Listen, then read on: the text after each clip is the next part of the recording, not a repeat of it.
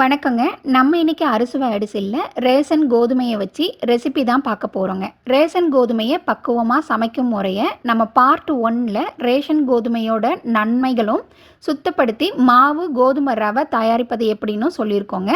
Link இந்த வீடியோவுக்கு கீழே கொடுத்துருக்கேன். கண்டிப்பாக அதை செக் பண்ணிக்கோங்க.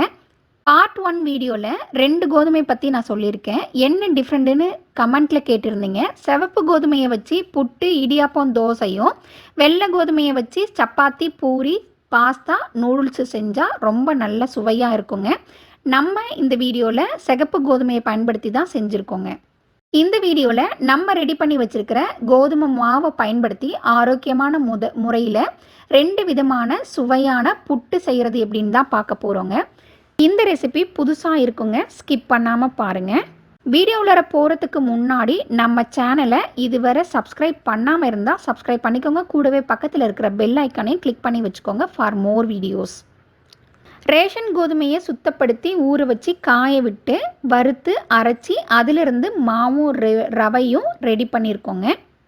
நம்ம ரெடி பண்ணி வச்சுருக்கிற மாவுலேருந்து 1 கப் அளவுக்கு எடுத்துக்கலாங்க. நான் இது 3 பேருக்காக பண்ண போகிறேன். 2 விதமான புட்டுக்குமே இந்த 1 கப்லேருந்து 1.25 கப் அளவுக்கான மாவு கரெக்டாக இருக்கும். நம்ம அதை எடுத்துக்கலாம். இந்த மாவை நம்ம தண்ணி ஊற்றி தான் பெசர போடுவோங்க. கொஞ்சம் கொஞ்சமாக தண்ணி விட்டு பெசருங்க. நீங்கள் கை வச்சு தான் பெசரியாகணும். இதுக்கு ஸ்பூனெல்லாம் வச்செல்லாம் பெசைய முடியாதுங்க. கையை நல்லா கழுவிட்டு சுத்தமான கையில் பண்ணலாம், ஒன்றும் தப்பு இல்லைங்க. கொஞ்சம் கொஞ்சமாக தண்ணி விட்டு இது மாதிரி ஸ்பூனில் தண்ணி விட்டு பெசருங்க. நிறைய தண்ணி விட்டுறாதீங்க. இந்த மாதிரி கையில் தேய்ச்சி பிசைனா தான் உங்களுக்கு புட்டு வேக வைக்கும் போது ஒட்டாமல் நல்லா உதிரியாக வருங்க. அதுக்காக தான் நம்ம இந்த மாதிரி பண்ணுறது. நீங்கள் பார்க்கும் போதே இங்கே பாருங்கள், இந்த மாதிரி நல்ல உதிரியாக மணல் மாதிரி இருக்கணும். அந்த மாதிரி இருந்தால் தான் நீங்கள் புட்டு ஒட்டி உருண்டையாலாம் வராது. அதுக்காக தான் நான் இது இட்லி பாத்திரத்தில் தான் வச்சு வேக வைக்க போகிறேங்க. புட்டு பாத்திரம் என்கிட்ட இல்லை. அதனால் இட்லி பாத்திரத்தில் எண்ணெயை தடவிட்டு இந்த மாதிரி வேக வச்சுக்கலாம். உங்கள்கிட்ட துணி போட்ட இட்லி பாத்திரம் இருந்தாலும் அதுலேயும் நீங்கள் துணி போட்டு வேக வச்சுக்கலாங்க. நான் ஏற்கனவே தண்ணி கொதிக்க வச்சுருக்கேங்க. நல்லா கொதித்து வந்துட்டுருக்குது. இந்த சமயத்தில் நம்ம ரெடி பண்ண அந்த புட்டு மாவை இது உள்ளார வச்சு ஒரு 10 நிமிஷத்துக்கு வேக விடலாங்க. இது வெந்து வரட்டும். எனக்கு இப்போது அது 10 நிமிஷம் ஆயிடுச்சுங்க. பாருங்கள், வெளியில் எடுத்து பார்த்தீங்கன்னா அப்படி நீங்கள் கையில் எடுத்து பார்த்தீங்கன்னா கையில் கொஞ்சம் கூட மாவு ஒட்டி வரக்கூடாதுங்க. இந்த அளவுக்கு இருக்கணும். திரிச்சு பார்த்தா திரிச்சு வரணும். இப்போது நம்ம இதை வெளியில் எடுத்து வச்சு நல்லா ஆற விடலாங்க. இது ஆறி வரணும். அப்போ தான் நம்ம அடுத்ததாக செய்ய போகிற 2 வகையான புட்டுக்கும் நல்ல டேஸ்ட்டாக இருக்கும். அதுக்காக ஆறுனா தான் நல்லாயிருக்குங்க. இது ஆறட்டும்.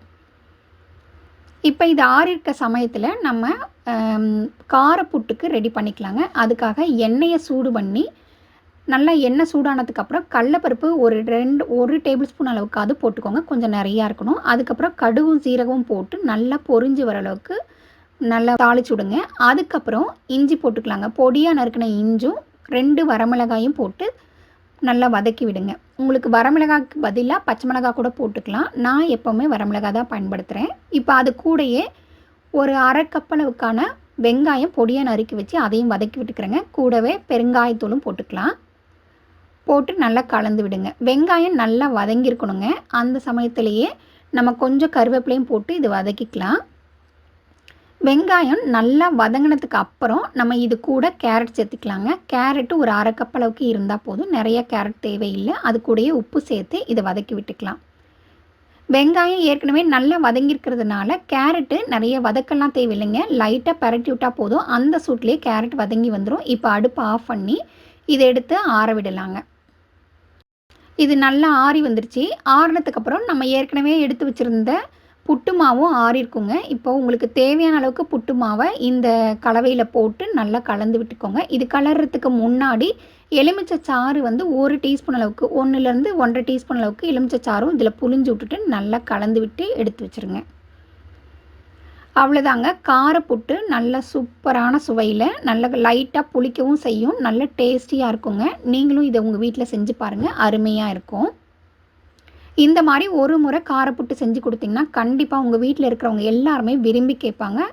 இந்த மாதிரி அடிக்கடி செஞ்சுத்தான்னு கேட்பாங்க. அந்தளவுக்கு டேஸ்ட்டாக இருக்குங்க. ஒரு முறை ட்ரை பண்ணி பாருங்கள். இப்போ இனிப்பு புட்டு செய்கிறதுக்காக நான் ஒரு 2 டேபிள் ஸ்பூன் அளவுக்கான நெய்யை சூடு பண்ணிக்கிறேன். அதில் உங்களுக்கு தேவையான நட்ஸ் எல்லாம் போட்டு வதக்கி எடுத்துக்கோங்க.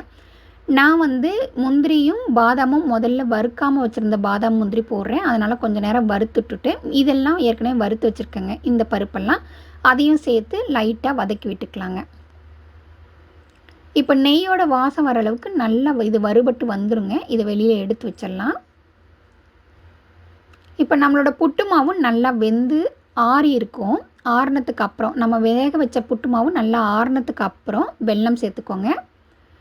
நான் வெல்லம் வந்து நாட்டு சர்க்கரை தான் சேர்த்துறேன். நாட்டு சர்க்கரை, வெல்லம் இல்லை சர்க்கரை உங்களுக்கு எது வேணுமோ அதை சேர்த்திக்கோங்க. கூடவே தேங்காய் உங்களுக்கு தேவையான அளவுக்கு சேர்த்துட்டு நம்ம வறுத்து வச்சுருக்கிற நட்ஸ் எல்லாம் சேர்த்து நல்லா கலந்து விட்டுக்கோங்க.